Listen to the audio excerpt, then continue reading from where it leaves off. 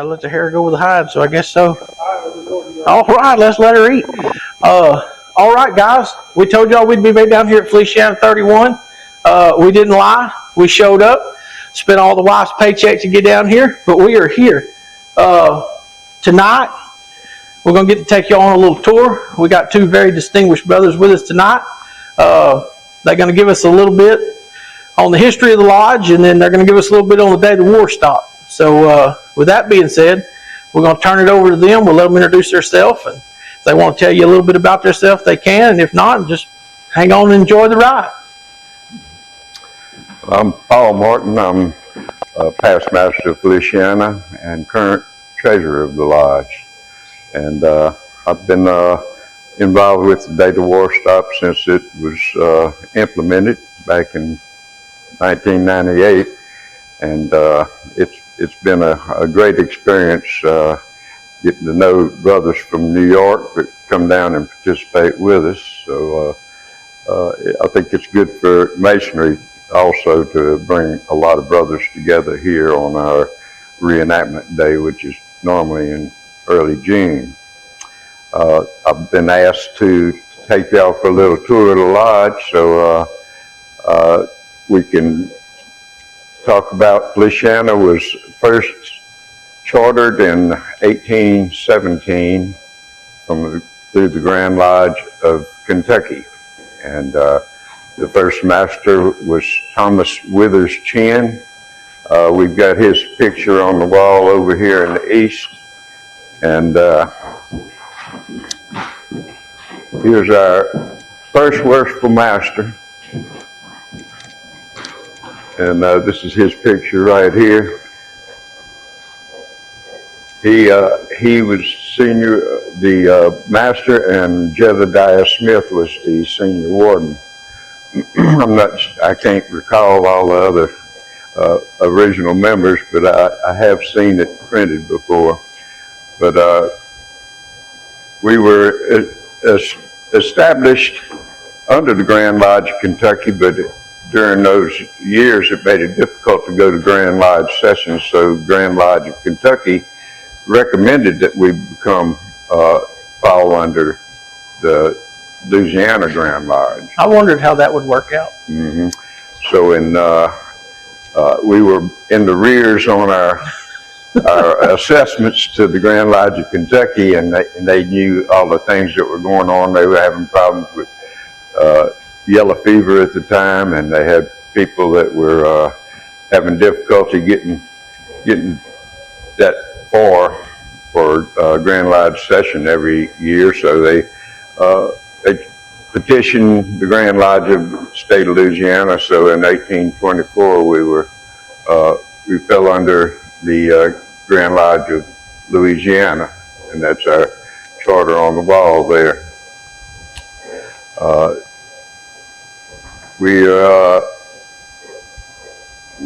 I guess one of the things that happened during that time is that in the 1840s, or early 1840s, our secretary at the time had a law office in town, and he kept all of the Feliciana records in his law office, and it burned. Oh. So we lost a lot of the details about our history, early history of it from 1817 to 1840, other than what is on file with the Grand Lodge of Kentucky. So we do have received some information from them, our early history. But 1846, I think, was some of our first records that we actually still have intact. And in 1846, this picture of George Washington was mentioned. It was taken from the lodge and put on a steamboat and went down the river to a plantation, offloaded for a wedding. And after the wedding, it was returned to the lodge.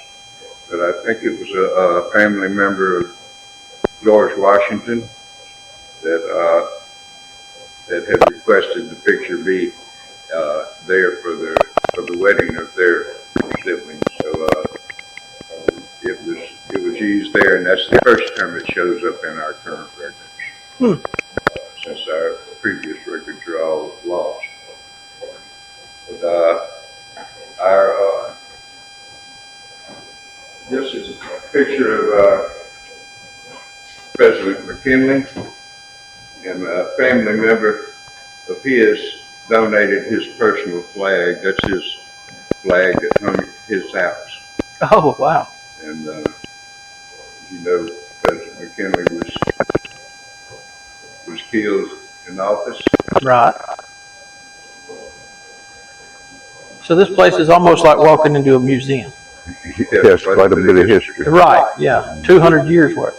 Yeah. This is Samuel Powell. He was the past Grand Master of the state of Louisiana in the late 1800s. A small picture to the left there. We walk around the room, we can look at some of the things that are pertaining to the day the war stopped, and also our past masters, and a little history, commemorating 1817 to 1917, our first centennial.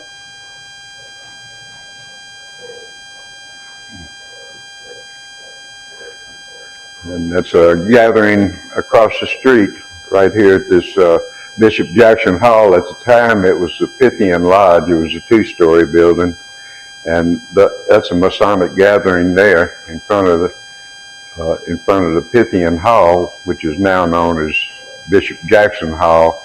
It's the church hall. Church bought that, and that was probably right around the turn of the century. Some of the pictures here. This is Theodore Dubois. He was the first mate on the Albatross, which was commanded by John Elliott Hart. John Elliott Hart is the one that lost his life, and Lieutenant Commander Dubois came ashore and obtained permission from the local Masonic Lodge here at Feliciana 31 to perform the Masonic service. Leake happened to be in the area. He was a captain in 1st Louisiana Cavalry Company C. They had been operating mostly in Kentucky, and he had also at Battle of Shiloh and Athens, Georgia. And they had just gotten back from that and was on furlough when the commander came ashore. So some local Masons got in touch with him, and he said that since it was a brother Mason, and he could be vouched for, that he thought it was his duty as a Mason to perform his last funeral rites. So he performed the rites. Brother Paul, you think tensions during that time were pretty high? Very high. You think they may have been a little worried about coming over here to perform those funeral rites, or ask for that? I know they were. I mean, you've been fighting that long. Yeah, well, I think he probably got a little flack from the Confederate government and from the Army as well. Confederate Army, they weren't too happy with him. I think he ended up spending some time over there in the Mobile, supposedly under arrest. From what I heard, they just let him kind of go around town, do what he wanted to until he got everything straightened out legally. I've heard it said that the bond that you have in Masonry as a brotherhood sometimes surpasses all that other stuff. Yeah. So that's a prime example of it. That's right. Regardless of what kind of flack you may hold, he's still your brother. Yeah, beyond all the political and worldly problems, Masonry is its own entity. Right. There's a bond between the brothers. This is a picture of Leake, probably in the 1840s or 50s, maybe 50s, I would guess. He was married in the 50s to Margaret Emmett Mumford. He lived here all his life, probably, huh? Yeah. Leake did. This is John Rarick.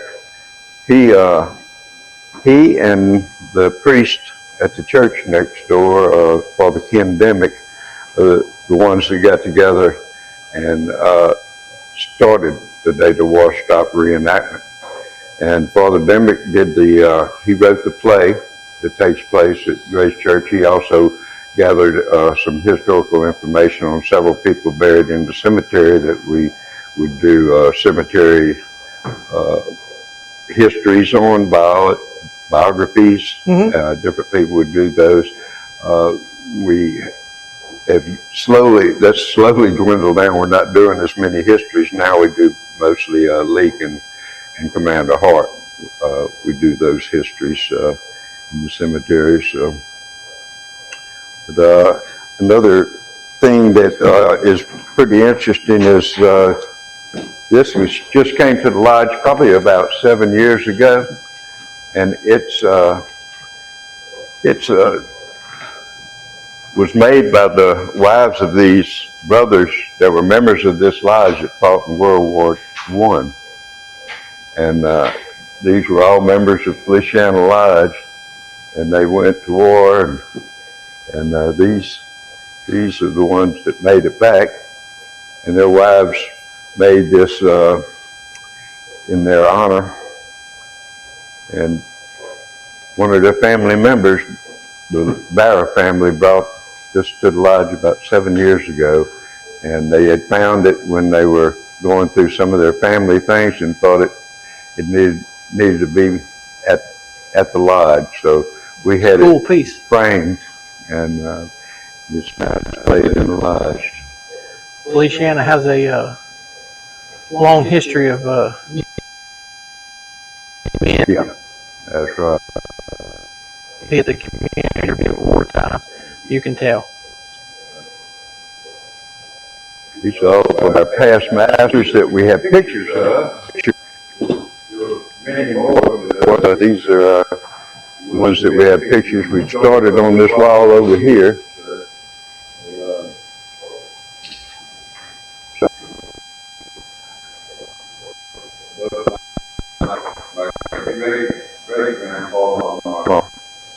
Paternal side.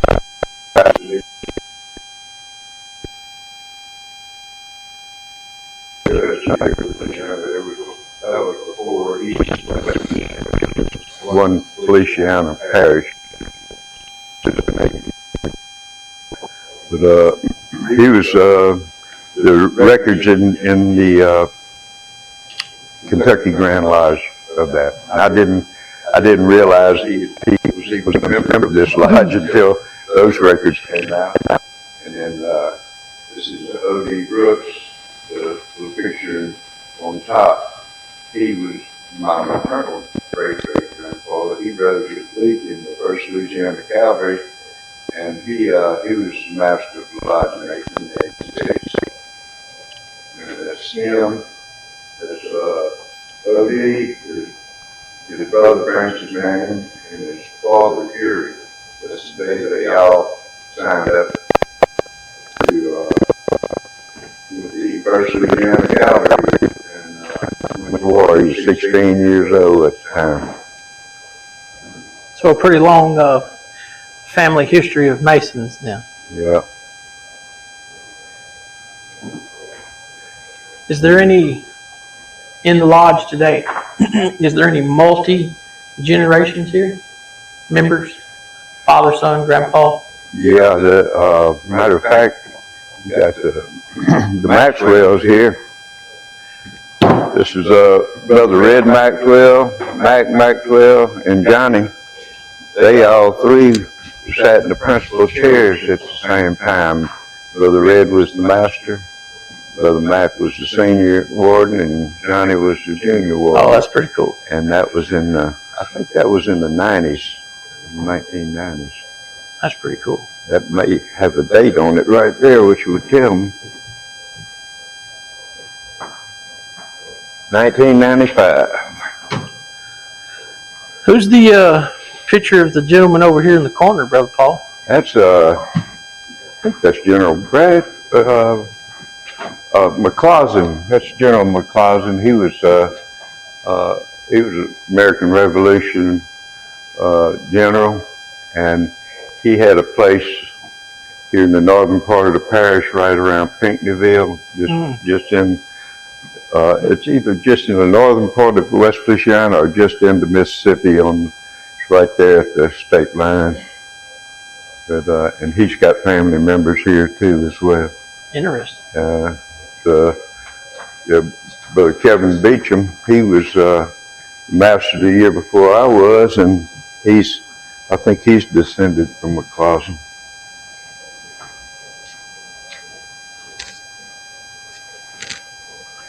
And these are our latest masters. Try to get pictures from everybody, but sometimes people kind of put it off.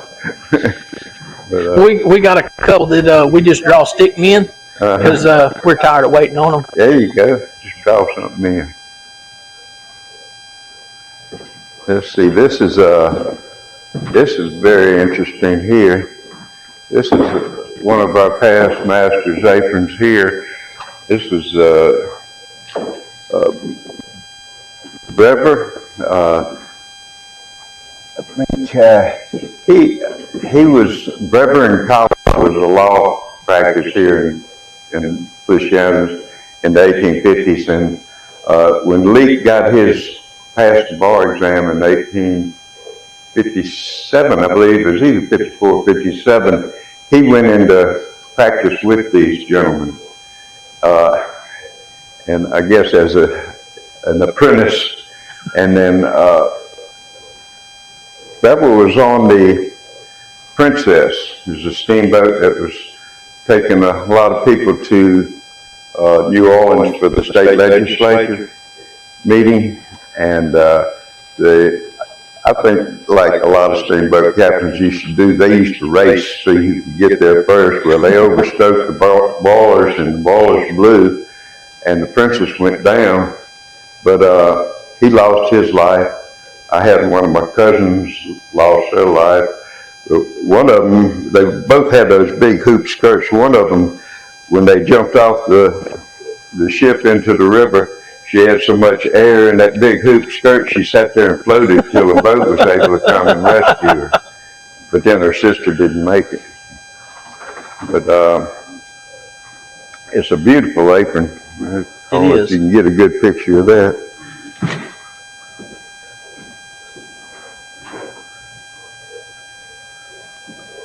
And this is a book.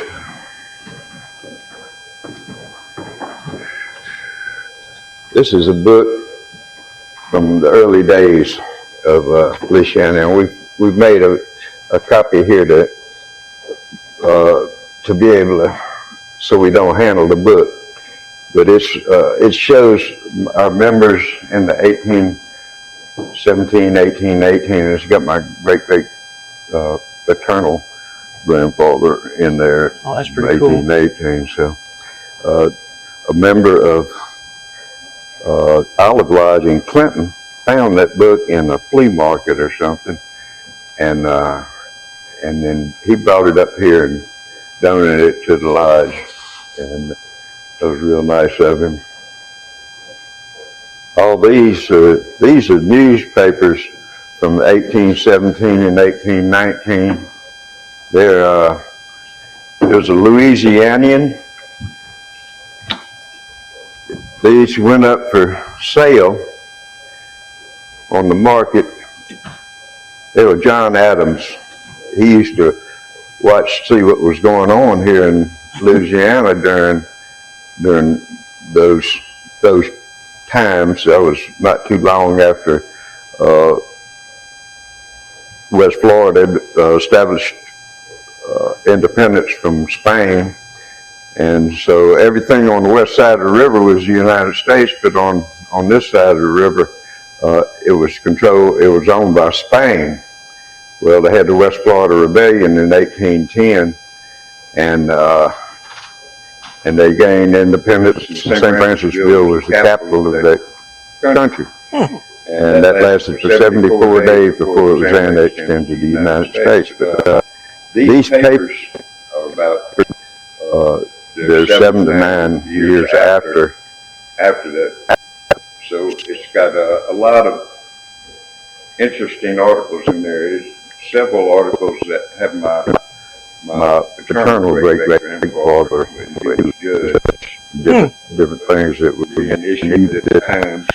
But we, John Mack, myself, and Frank Kowalski's the one that found these papers that were going on the market. And so we all pooled together and got enough money together to purchase them. We couldn't find any of the local places here that wanted to store them in a controlled environment.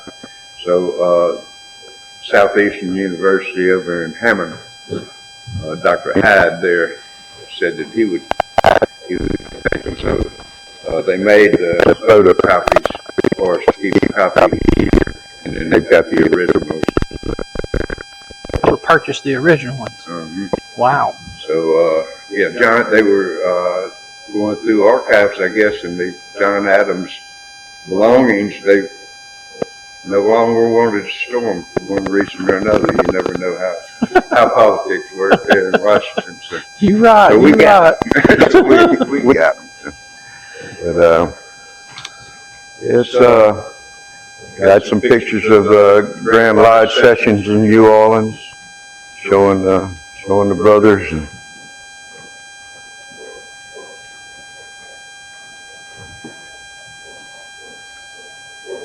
And I believe Brendan could probably give y'all a good rundown on what we're doing with the day the war stopped.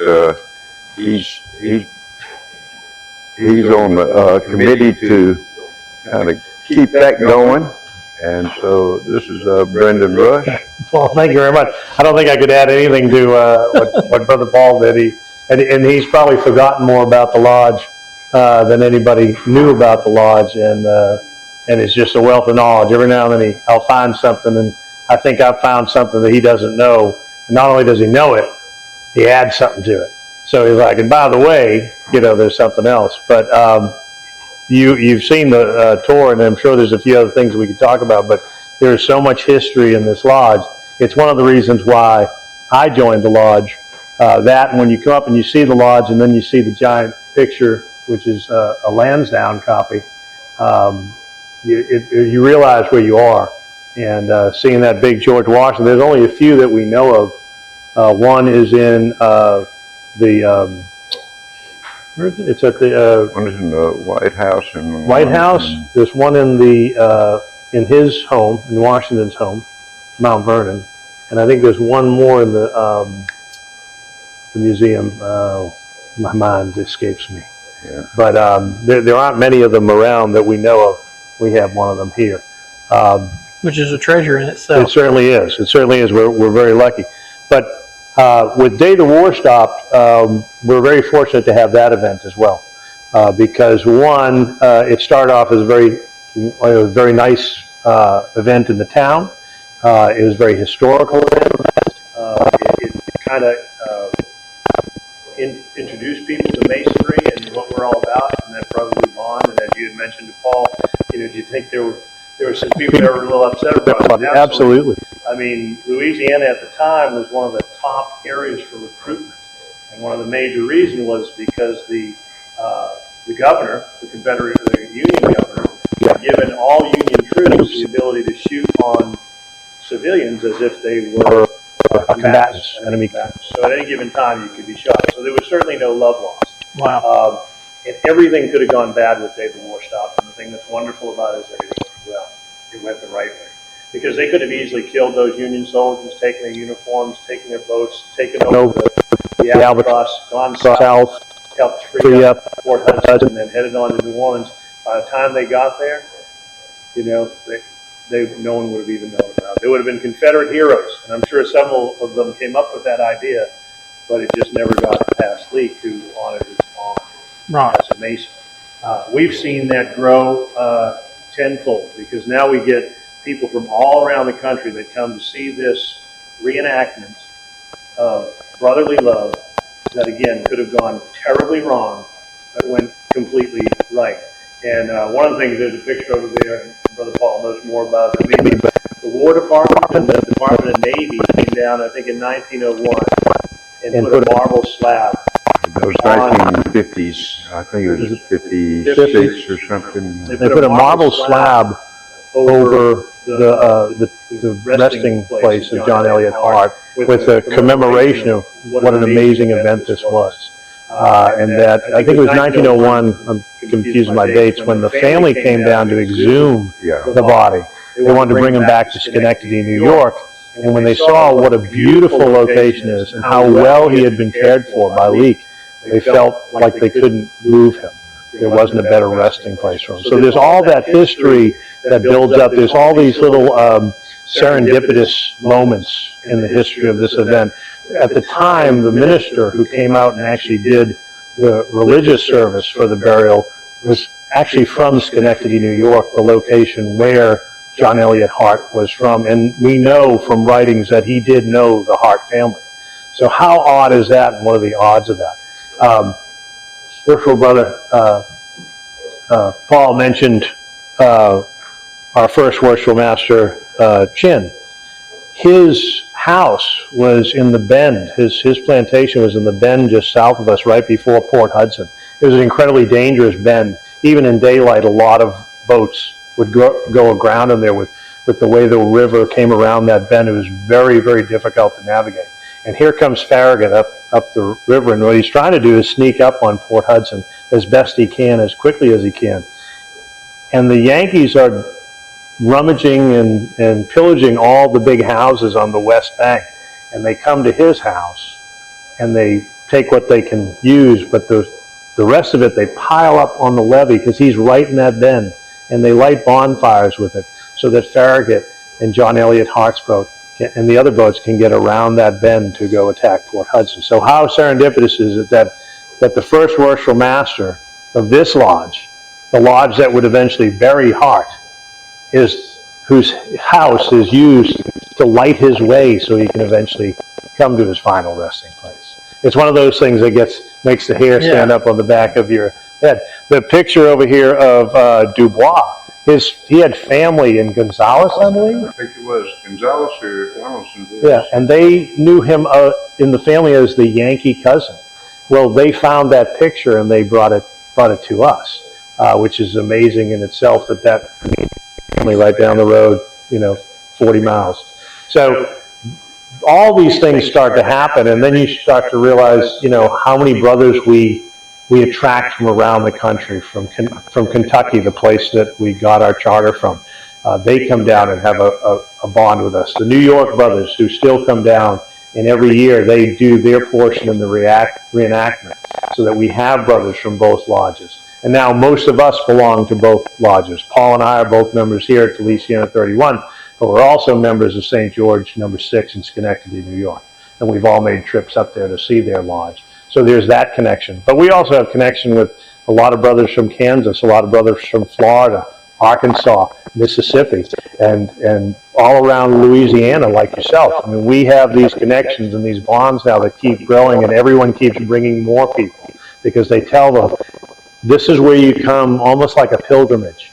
Right. To see other brethren and just enjoy the fellowship. And this past year, one of the things we started was the New York brothers came and showed us how they opened in one of their degrees. And as you know, when you go to even different lodges around the state, but also outside the state, we all do things a little differently based on how we were chartered and when we were chartered.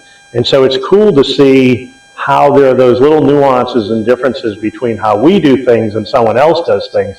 And so it was an incredible educational moment, and it's something we're going to continue each year with a guest lodge from another state, or maybe even another portion of Louisiana, where they'll come in at the end of the day and do a educational presentation for all Masons. So that's what we're hoping it grows to. But it's already pretty big. I mean, we have anywhere from 8 to 15 jambalaya competition teams from lodges. So far, just in Louisiana, we've had our 7th year. The trophy travels from lodge to lodge. You get to keep the trophy for a year and make fun of everyone who didn't win the trophy.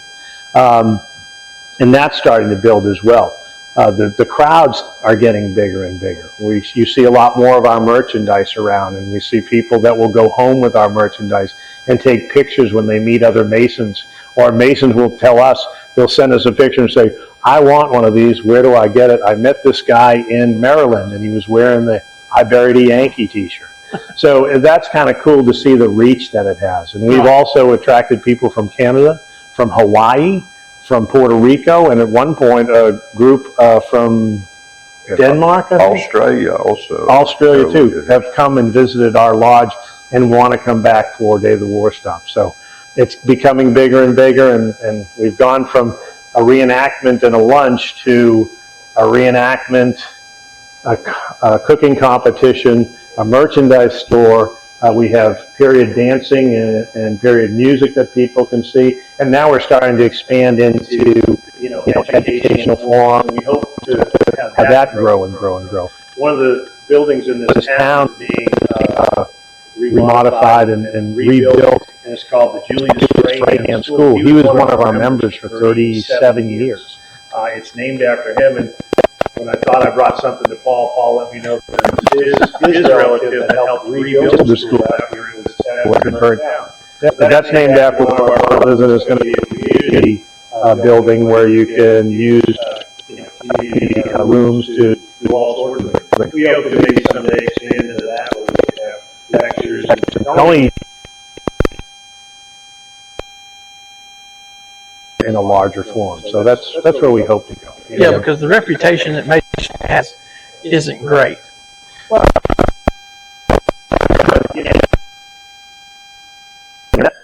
That are fantastic. Oh, it's great. If sometimes in the back of my mind, I wish maybe just a little of it.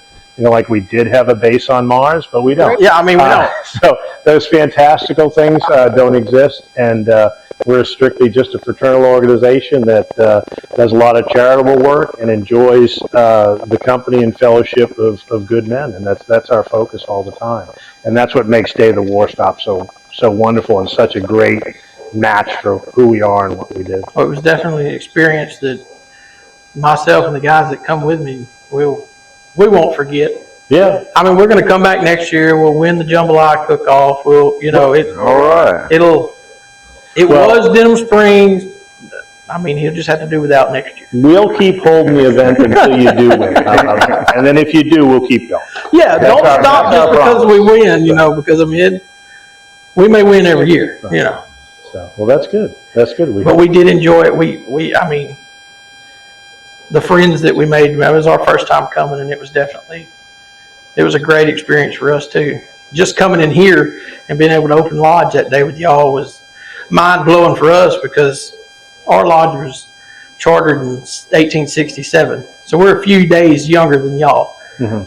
So being able to come into one of Louisiana's older lodges is, I mean, for us, that's a bucket list right there. Yeah. So, and it's always a great day. And we always tell people that, come and meet new friends, our old friends, and friends you haven't met yet. right. Because you're gonna, we have people that get really upset when they can't make it, and we'll keep doing it until you can come back. That's good. That's good. Well, y'all got any words of wisdom for young Masons? Y'all both been in the game a little while, and then we can close with that. Well, I'll go first because Paul probably has better wisdom than I do. I'm actually a Yankee. I was born and raised in Boston, Massachusetts, and I moved down here, married my wife, and now I live in Louisiana. Almost as long as I lived in New England. So I guess they may make me a non-Yankee. I doubt it, but they might. I might get in. Honorary. I think one of the things is the history of Masonry. When you realize that some of the things that you're doing and the group that you belong to is the same group that Benjamin Franklin belonged to, that George Washington belonged to, that Paul mentioned the who was also served with Jackson in the 1812s, and Jackson says he's the guy who kind of talked him into becoming a Mason. He was one of the guys that influenced him, Andrew Jackson, to become a Mason. There's all that historical connection, which is really, really amazing and cool. And when you can sit in the lodge with all these people and you realize that you're going through some of the similar things. And it's that tradition that we tend to lose tradition. Not many people meet together in person anymore, and it's refreshing to do that. Yeah, so it's really cool. So I would say to anyone, if you want to get out of your house and you want to get off your phone or your screen. It's a great place to come, and not only are you going to learn something, but you're going to do some good. So I'll leave you to close us out. As far as advice, it's a great fraternity for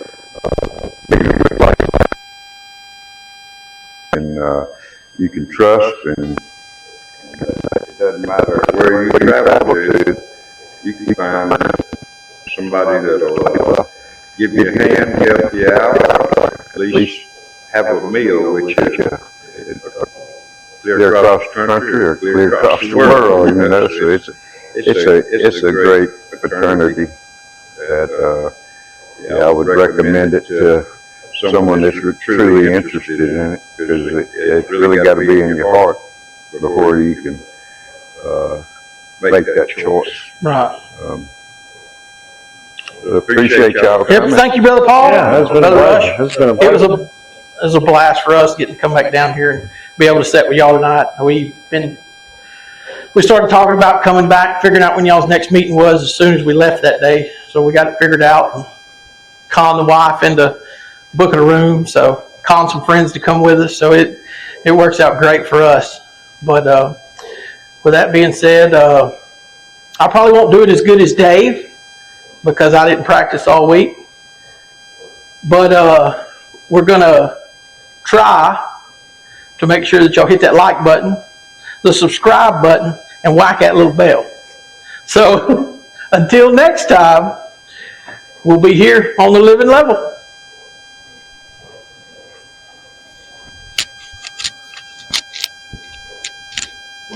Is that the cut when you look down? It is.